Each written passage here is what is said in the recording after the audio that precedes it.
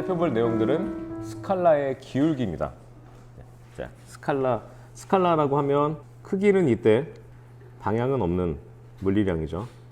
그리고 여러분들이 지금 이제 이 전자기학을 배우고 있으니까 이 스칼라에 대응되는 우리의 어떤 정기적인 그런 그 물리량은 뭐 전위 정도 생각해 주면 될 것 같아요. 전위. 정기적인 위치 에너지 혹은 포텐셜이라고 합니다. 일렉트리컬 포텐셜이란 말 자체가 위치 에너지를 의미하니까 어떤 위치에 따라서 어떤 에너지가 다른 그런 개념들인 거죠. 우리가 살펴볼 거는 그런 포텐셜. 물론 그 포텐셜은 과목마다 조금씩 그 개념들이 다르겠지만 전기에서 특별히 일렉트리컬 포텐셜라고 하지 않더라도 포텐셜 그러면 전위를 이제 의미한다. 자, 이런 것에 기울기가 발생을 하게 되면 그것들을 우리가 어떻게 표현해야 되는가 이제 살펴보려고 합니다. 정리를 해보면 스칼라장 V, 스칼라 값인데 장이라는 얘기가 들어가 있는 걸로 봐서 영어로는 필드가 되는 거고, 그 필드라고 하면 우리가 머릿속으로 생각해야 될 것이 공간이라는 개념을 생각해야 되고, 공간의 위치마다 어떤 스칼라 값이 다르다. 방향이 있는 건 아니고 크기가 다른 그런 어떤 물리량이 존재한다. 그거는 우리가 전자과에서는 정기적인 위치 에너지를 여러분들이 가정해 주시면 됩니다. 자, 이 스칼라장 V는 V의 최대 공간 증가율, 공간에서 그 스칼라 값이 최대로 증가하는 그 값의 크기를 가지고 그리고 또 방향을 가지고 나타내는 벡터입니다. 이렇게 정의를 해요. 이걸 정의라고 생각해 주면 돼요. 정의. 그래서 다시 살펴보면 스칼라의 기울기란 뭐냐? 스칼라의 기울기는 일단 기본적으로 우리가 생각할 때 스칼라 장을 생각하고, 스칼라 장이라고 하면 필드 장이라고 해서 공간적인 개념을 여러분들이 생각하고 그 공간의 위치에 따라서 값이 달라지는 스칼라 그 장이 있는 거예요. 전이. 자, 여기서의 우리가 알고 싶은 거는 어떤 기울기를 알고 싶은 거죠. 기울기. 어디로 값들이 어느 쪽으로 가면은 값이 많이 바뀌고 어느 쪽으로 가면 적게 바뀌고, 기울기라고 하면 공간적인 이동에 따라서 스칼라 값의 변화를 의미하는데, 자, 거기서 우리가 뭐 위치별로 어디로 가게 되면 값들이 변하겠죠. 그런 것들 중에서 우리가 어떤 벡터를 그 필드 안에 스칼라 장 안에 벡터라는 값을 우리가 생각해 보는데, 그 벡터는 뭐냐면 어떤 크기를 갖고 있냐면 최대 공간 증가율을 가지고, 그리고 방향은 그 최대 공간 증가율을 갖는 그쪽으로의 방향을 가지고 나타내는 벡터다. 이렇게 생각을 하시면 될 것 같아요. 그래, 기울기. 그냥 생각해 보면 스칼라의 기울기가 있다. 근데 그 기울기라는 개념을 공간적으로 다 확장을 한 거죠. 그래서 그 값은 벡터다. 결론적으로 스칼라의 기울기는 벡터다. 이렇게 표현합니다. 그래서 이거를 뭐라고 하냐면 뭐 기울기라고 하기도 하고, 앞에 있는 그레디언트에 이거를 따서 G라고 표현해 주기도 하죠. 그레디언트를. 그림을 하나 그려볼게요. 제가 그리는 그림은 스칼라 장이에요. 공간이 있는 거고, 거기서 P1이라고 하는 어떤 그 점이 있습니다. 근데 이 점이 무엇 위에 있냐면 같은 등위면 위에 이렇게 있어요. 등위면. 그래서 제가 지금 근 선은 등위를 표현하고 있어요. 그래서 이거를 우리가 뭐라고 얘기를 하냐면 V1이라고 표현할 겁니다. 이 선 위를. V1 위에 있는 모든 점들은 같은 값을 가져요. 스칼라 값. 예를 들어서 그냥 높이 이렇게 생각하셔도 되겠죠. 등고선이로 생각하면 높이 이렇게 된다. 저 위치에서는 다 같은 높이구나. 높이. 위치적인 에너지를 따진다면 우리가 정기적인 위치 에너지를 갖는구나.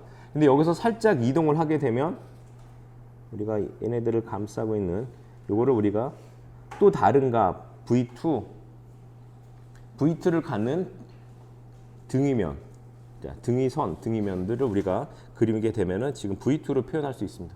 그럼 여기서 뭐 P2 이렇게. P2라는 점은 V2 위에 있는 어떤 점이에요.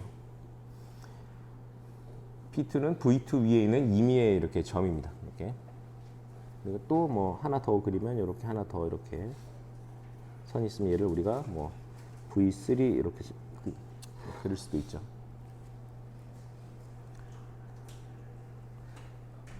P1에서 P1 위에 혹은 V1 위에 있는 어떤 또 다른 점들 P1이 이동한다 하더라도 그 값은 변하지가 않는다. 같은 스칼라 값을 가져요. 그런데 문제는 P1에서 P2로 이동하게 되면 위치가 변하는데 어떻게 변하냐면 화살표로 위치가 이렇게 변하게 되는데 위치가 바뀔 때 P1에서 P2로 위치가 바뀌는데 그 값도 바뀌게 된다. 어떻게 바뀌냐면 V1에서 V2로 그 스칼라 값이 바뀌게 된 거야. P1에서 P2라는 건 위치가 바뀌는 거고 위치가 바뀜에 따라서 그 해당되는 점의 장, 필드가 바뀐다. 스칼라 필드가 바뀐다. V1에서 V2로. 그래서 V1과 V2의 관계는 차이가 델타 V만큼 난다라고 우리가 얘기를 한다고 한다면 이렇게 표현할 수 있어요. V2로 가려면 야, 너 어디 있었어? V1에서 델타 V만큼 차이를 난 지점만큼 이동하게 되면 그 점이 이제 V2의 그 등위면을 갖게 되는 거죠. 델타 V만큼 두 포인트가 차이가 난다. 여러분들이 이렇게 생각해 주시면 되고 P1에서 P2로 갔다. 이런 개념을 우리가 지금 제가 화살표로 P1에서 P2 이렇게 썼지만 그것들을 공간장 상에서의 내용들이기 때문에 얘를 쓰게 되면 D로 표현해주고 이렇게 L 이렇게 미소 길이로 표현해 줄 수 있어. P1에서 P2로 갔는데 어쨌든 이동을 했을 거니까 그것을 우리가 미소 길이로 표현해 줄 수 있고 그 방향성을 표시하기 위해서 벡터로서 표현한 거예요. D 이렇게 표현해 줄 수가 있습니다. 자, DV입니다. DV면 델타 V라고 표현해 줄 수 있고 델타 V, DV라고 표현하는 이것들은 우리가 스칼라장의 변화량을 말하는 거고 어떤 값이 뭐냐면 스칼라죠. 스칼라. 변화량이니까. 자, 스칼라로 이 값을 변화가 되는데 어떤 방향으로 변화가 되냐면 세 가지 방향으로 변화가 될 거예요. 왜냐면 직각좌표계를 생각해 보면 그래서 직각좌표계에서 여러분들이 생각해 보면 직각좌표계에서 우리가 길이가 이동한다는 거 P1에서 P2로 이동한다는 거는 우리가 뭐라고 표현할 수 있냐면 좀 더 전문적으로 표현하면 미소 길이로 표현할 수가 있죠. 미소 길이로 표현한다는 거는 세 가지 방향의 벡터를 가지고 표현한다는 거고 그래서 얘를 표현해 보면 dx 방향 ax 그 다음에 dy ay 플러스 dg ag 이렇게 세 가지 방향으로의 변화량을 생각하는 거야. 자, 그래서 이 스칼라 값 v라는 값이 어떤 변화량을 이제 생각하는데 그 변화량은 세 개로 나눠서 여러분들이 생각할 수 있고 세 개로 나눠 생각하면 x 방향만 고정해주기 위해서 우리가 편미분 라운드 x 라운드 v 이렇게 써주고요. 이게 변화량에다가 무엇을 곱해주냐면 실제로 이 변화량인데 얼마만큼 이동했어? x 방향으로는 요 식을 봤더니 dx만큼 이동했네. y 방향으로는 dy만큼 이동했네. z 방향으로는 dg만큼 이동했네. 그래서 이동한 실제 그 양들을 여러분들 여기다 곱해주면 되죠. 그래서 dx 이렇게 곱해주고 자 라운드 y분의 라운드 v dy 플러스 라운드 z분의 라운드 v dg 이렇게 해줄 수가 있습니다.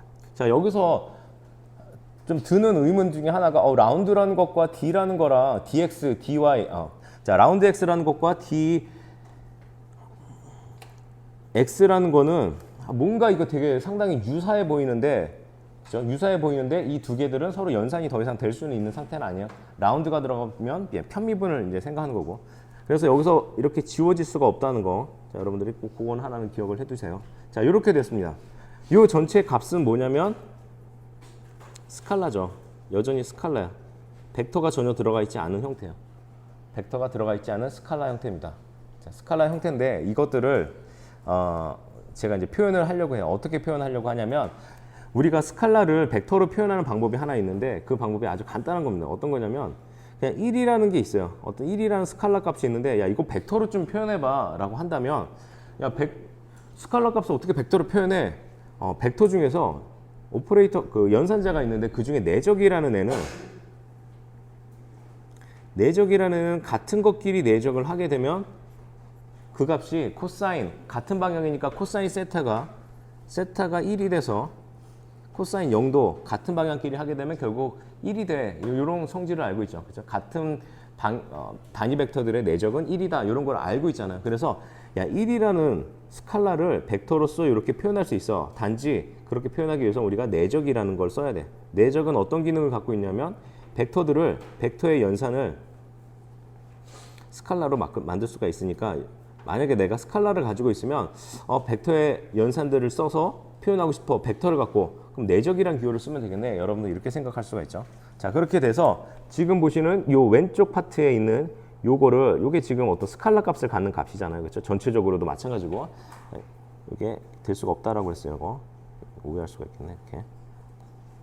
자, 이렇게 나눠질 수 없다라고 했고, 자, 이 상태에서 얘를 자 분리해 줍니다. 아, 얘네들은 어떤 상태라고 생각해 볼 수가 있냐면 이렇게 생각해 볼 수가 있죠. 라운드 x와 라운드 v 그리고 델타 ax라고 분리해 주고, 자, 여기다가 내적의 앞에 있는 dx하고 ax 이렇게 써주면 되겠네. 이렇게 생각하는 거죠. 두 개로 분리했을 수 있네. 자, 그렇게 되면 이게 뭐가 되냐면 벡터가 되고 얘도 벡터가 된 거죠. 뒤쪽에 벡터 표시들이 있으니까 내적을 통해서 이렇게 표현해 줄 수가 있다. 자, 이렇게 표현해 줄 수가 있다. 자, 마찬가지로 또 뒤에 부분도 표시해 주게 되면 라운드 y, 라운드 v가 되고 이거를 ay의 방향이라고 해주고 내적의 dy의 ay 이렇게 써줄 수가 있고 뒷부분도 라운드 g, 라운드 v 그리고 ag 방향의 벡터라고 써줄 수 있고 그 벡터와 dg, ag의 연산이다라고 여러분들 이렇게 써줄 수가 있어요. 이렇게 써주게 되면 얘네들을 조금 더 분리를 해보면 자 내적이라는 거는 요렇게 표현해주게 되면 자 내적이라는 걸 한꺼번에 묶어서 생각해보면 야 이거를 이렇게 하지 말고 완전히 벡터를 벡터끼리 묶어 이렇게 되면 이렇게도 표현할 수 있죠. 라운드 x, 라운드 v 그 다음에 ax 해주고 자 보시는 것처럼 이렇게 앞에 있는 애들끼리 묶을 수가 있어요. 라운드 v 그리고 라운드 v에 해당되는 애들끼리 묶을 수가 있고 거기에 내적 그리고 여기에 dx, ax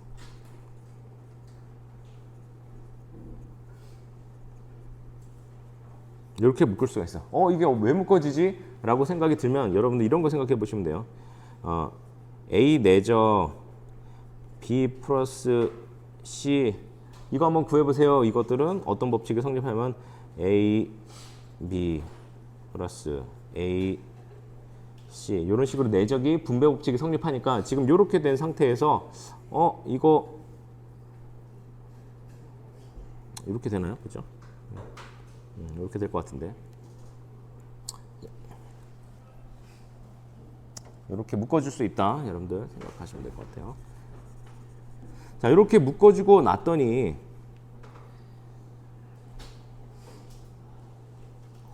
자, 묶어주고 났더니 이 왼쪽에 있는 요 텀 있잖아요. 이 왼쪽에 있는 요 텀.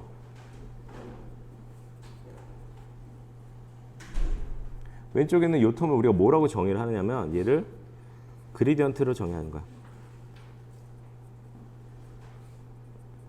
기울기.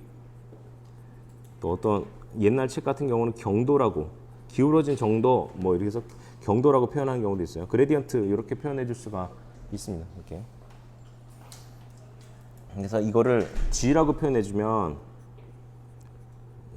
G라고 표현해 줘. 그리고 오른쪽을 이렇게 봤더니 어디서 많이 보는 형태예요. 즉 뭐냐면 X방향, Y방향, G방향으로 DX만큼, DY만큼, DG만큼 같다라는 얘기는 아까 앞에서 보면 요 DL과 DL이 요게 되는 거죠. DL이. X방향으로 DX, Y방향으로 DY, G방향으로 DG만큼 같다는 얘기는 이것이 바로 DN, 미소 길이만큼 같다는 얘기인 거예요. 그래서 얘를 뭐라고 표현할 수 있냐면 DL로 표현할 수 있고. 자, 그러면 식을 다시 써보면 이렇게 되는 거잖아요. 그럼 식을 다시 써보면 DV라는 애는 무엇으로 표현할 수 있냐면 그레디언트와 내적의 DL로 이렇게 표현할 수가 있다.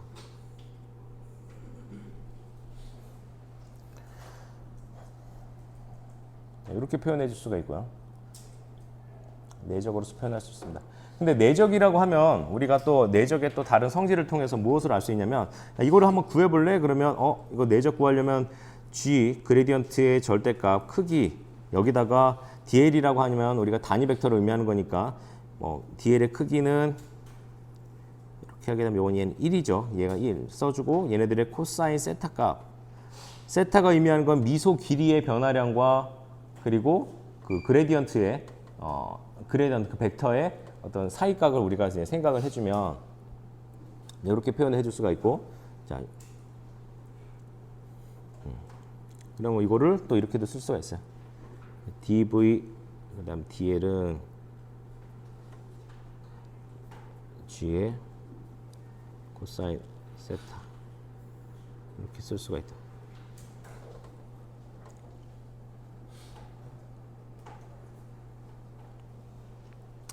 그러한 아이들 중에서 그러한 아이들 중에서 이렇게 되는 아이들 중에서 세타 값이 0인 경우 생각해 볼 수가 있겠죠. 세타 값이 0인 경우 세타 값이 0이면 여기 코사인이 이제 없어지게 돼요. 그래서 우리가 g라는 애를 우리가 앞에서 그레디언트라고 하고 기울기라고 얘기를 했고 이렇게 얘기를 했는데 그 기울기란 애는 사실 세타 값이 0일 때를 생각해 보는 거고 세타 값이 0일 때 그 세타 값이 0이라고 한다면 이 g 변화량 중에서 이 g 값이 최대가 되는 값을 의미하는 거죠. 최대가 되는 값을 의미합니다.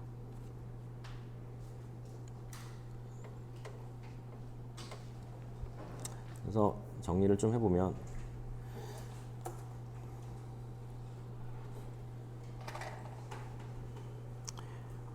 dv하고 dl이라고 표현해주게 되면 여기에 g라고 쓰고 코사인 세타라고 쓸 수가 있는데 내적의 정의에 의해서 그 중에서 세타가 0일 때 이 값은 어떻게 되냐면 최대가 돼요.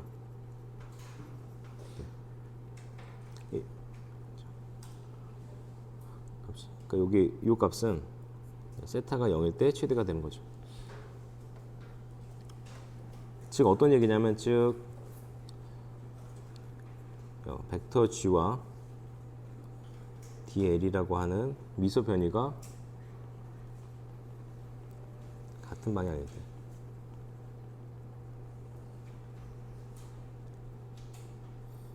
최대값을 갚습니다.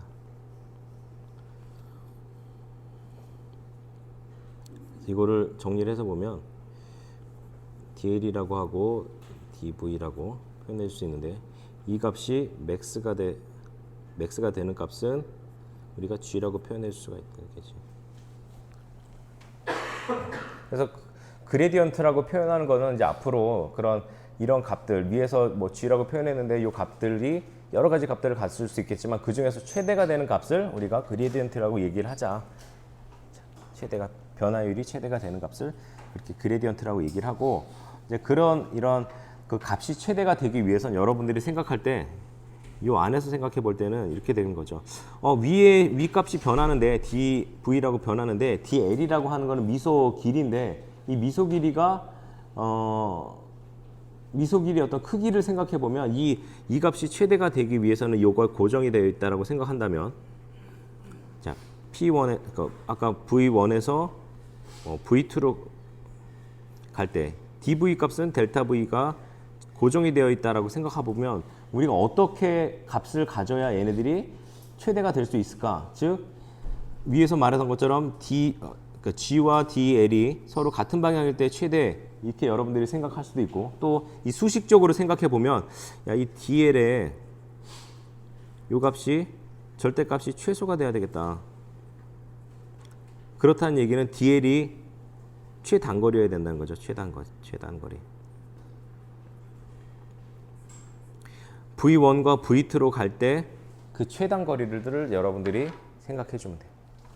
등고선이 있을 때 이렇게 있고 이렇게 여기가 V1이고 여기가 이제 V2 요 라인이 있을 때 여기서 어떤 한 점 포인트에서 요점 포인트에서 DL V2까지 가는 어떤 이 DL의 최소 값은 여기서 최단거리죠. 최단거리. 요렇게 가는 게 아니라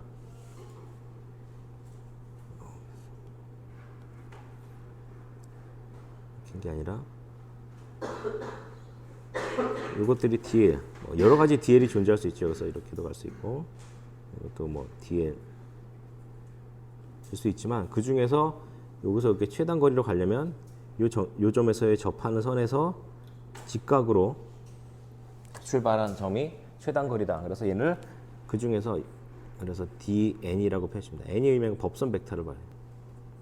법선 벡터를 생각해 주시면 돼요. 이거를 또 다른 방향으로 표현하면 그런 여러 가지의 DL이 존재할 수 있는데 그 중에서 DN, DV를 생각해 볼 수가 있다. 그래서 이거를 뭐라고 하냐면 법선 도함수예요.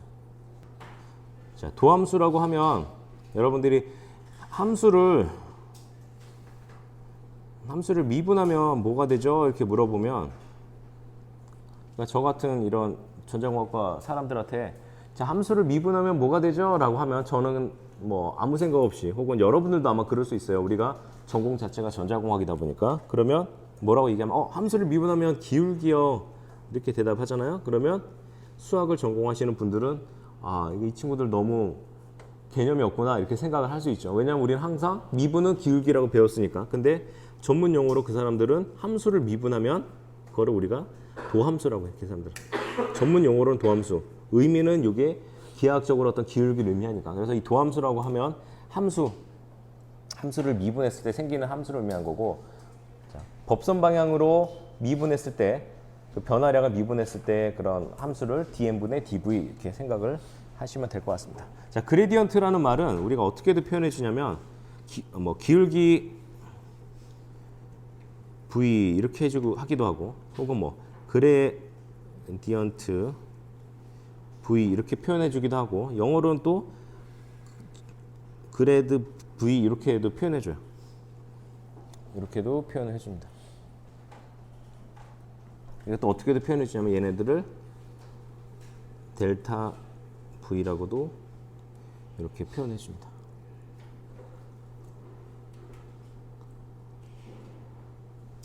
왜 델타 v라고 표현하냐면 우리가 이렇게 돌아가서 생각해 보면 이 델타라는 애가 사실 뭐였냐면 이 델타라는 애는 이렇게 라운드 x하고 라운드 뭔가에다가 벡터 ax 해주고, 지금 뭔가가 이제 여기 표시되면 안 돼요. 이게 연산자가 없는 거야. 지금 뭔가 이렇게 연결돼 있어. 근데 지금 뭐 비게 표현했죠. 라운드 y, 라운드 뭔가 ay, 라운드 g, 라운드 뭔가의 ag 이렇게 됐는데 이런 형태잖아요, 그렇죠? 요게 지금 우리가 델 연산자였나요?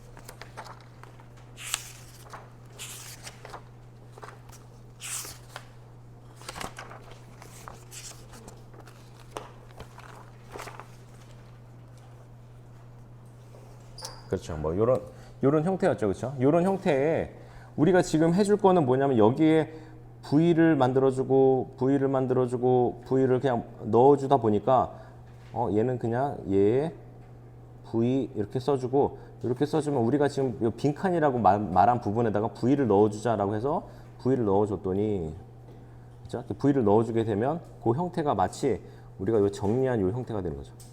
이 형태가 돼서 라운드 x분의 라운드 v ax, 라운드 y, 라운드 v ay.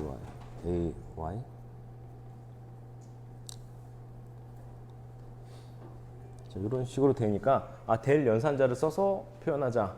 근데 델 연산자가 어떻게 저렇게 연관이 되고 수학적으로 막 이런 것보다는 지금 그냥 델 오퍼레이터를 사용해서 우리가 그레디언트라는 걸 썼고, 델 오퍼레이터에 있는 요 식들을 이렇게 표현할 수 있었어요. 그래서 이렇게 그레디언트를 델 오퍼레이터에다가 v라는 스칼라 필드를 넣어서도 우리가 이렇게 표현해 줄 수가 있습니다. 다 같은 내용들이에요. 자, 그리고 마지막으로 우리가 살펴볼 것들은 조금 더 살펴볼게요. 몇 가지만 더. 첫 번째, 그럼 각각의 좌표계에서 살펴봤는데 직각좌표계에서 살펴봤었죠. 그래서 직각좌표계에서는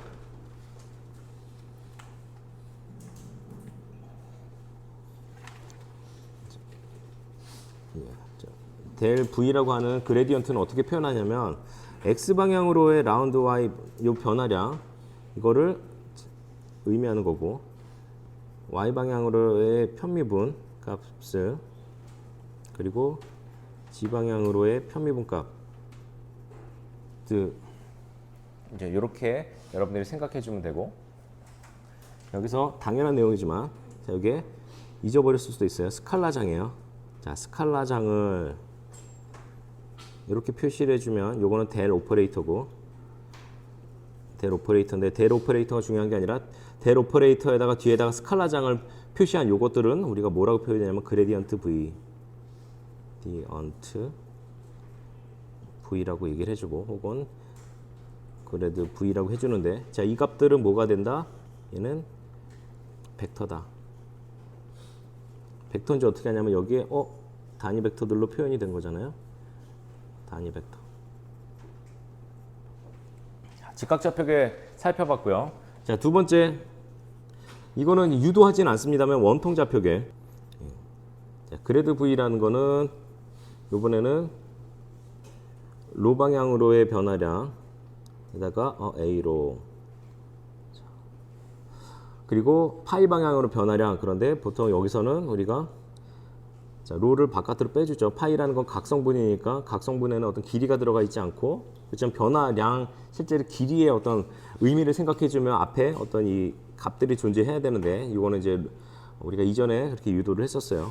자, 이런 상태에서 A 파이 라운드 파이분의 라운드 V A 파이 이런 식으로 자, 이렇게 구좌표계 원통 좌표계 각각에서의 그레디언트 요 값들은 여러분들이 암기를 하고 있으면 돼요. 그러니까 몇 번 쓰면은 여러분들이 이제 암기할 수 있으니까 사용해서 이제 써보시면 되고요.